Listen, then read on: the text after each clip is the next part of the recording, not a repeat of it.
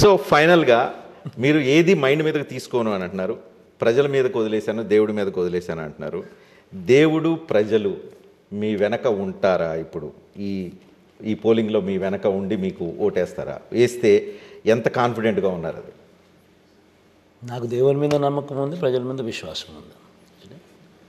ఏం జరుగుతుందనేది మీకు కూడా నమ్మకం విశ్వాసం లేని మీకు కూడా జూన్ 4వ తారీఖు తెలిసిపోతుంది కదా.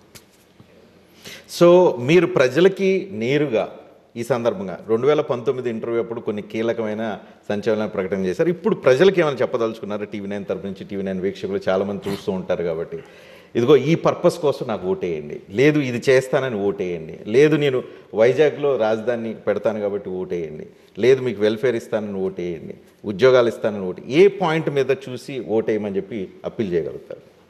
నేను ఒకటే ఒకటి అడుగుతా, ఒకటే ఒకటి అప్పీల్ చేస్తా ప్రెసిడెంట్. ఇన్ఫ్యాక్ట్ నాకు ఓటు వేయని వారిని కూడా నేను ఇదే విజ్ఞప్తి చేస్తా. అంటే నాకు ఓటు వేయకపోవడానికి వాళ్ళకున్న రకరకాల కారణాలు ఉండొచ్చు.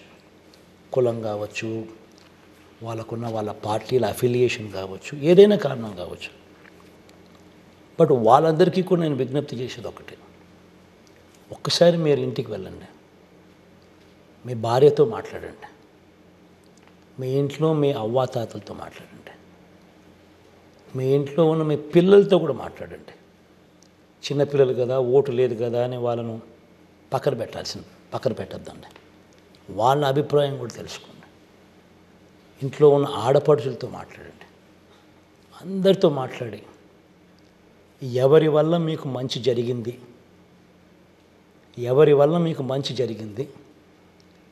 ఎవరు ఉంటే ఈ మంచి కొనసాగుతుంది అన్నది ఒకే ఒక్క అంశం మీ ఓటును గైడ్ చేసేట్టుగా మీరు ఆలోచన చేసి ఓటేయండి.